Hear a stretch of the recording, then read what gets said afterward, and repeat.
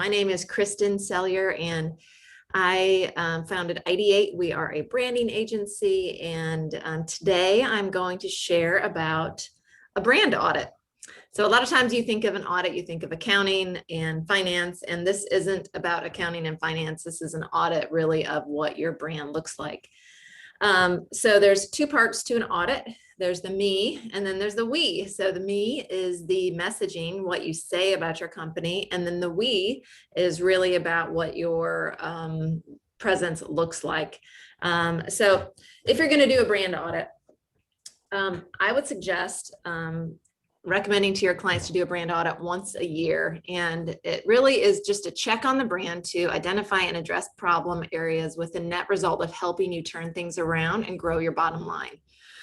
Brands are like living entities with life cycles. And just like the pandemic has happened, the technology has advanced 5 years within a 1 year time span. And that means brands have had to change and adapt. And therefore their image has also had to change. Their messages have had to change. So what the brand audit uncovers is any major pain points or problems. 2, you do a full brand analysis. Look at the logo. Is it consistent? Or is it look degraded on the website, or does the social marketing avatar not look like your logo? Are the colors consistent across all platforms, analog and digital? Is there a font standard, a digital font, a print font? Is the website design a good representation of what the brand experience should be like? So if it's easy to work with you or your customers say we have great customer service, does the website also deliver great customer service? i.e., is it easy to find things and get information that you need quickly?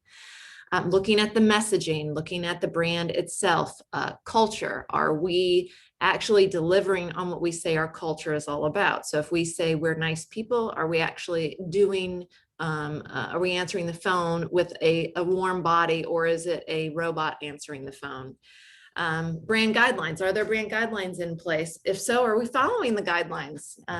User experience, best practices, all those things should be looked at and analyzed. And then the brand audit comes up with solutions. How do we solve if there are problems or inconsistencies, or a degradation of the brand because of multiple people using it?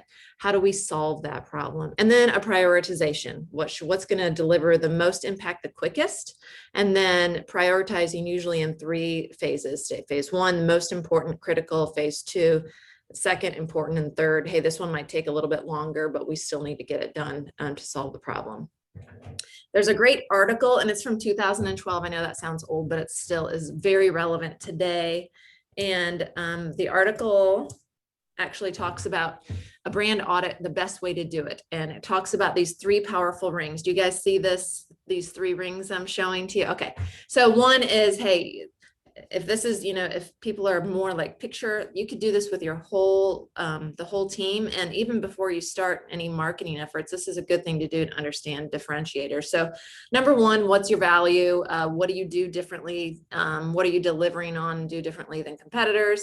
Number 2, what are your competitors doing? And this is the one that people don't often think about when they think about an audit. You have to look at your competitors. They've changed. There may be new competitors. There may be competitors that aren't around anymore. The competitors may have changed their service or product. So what is the value that competitors are delivering? And what is their non-value? What are they not good at doing? And then what are your customer needs? What are their unmet needs?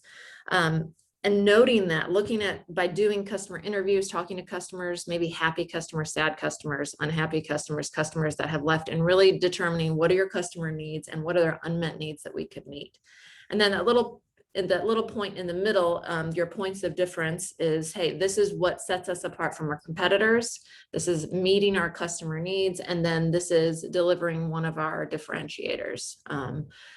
So that's the 3-circle model. It's a great process that we use when we're starting to work with clients on their brand, because the visual is really a communication of what the brand stands for, and it should deliver truth. And if it's just fictitious or looks pretty, it's not going to help them meet the goals that they have in place. Did I hit my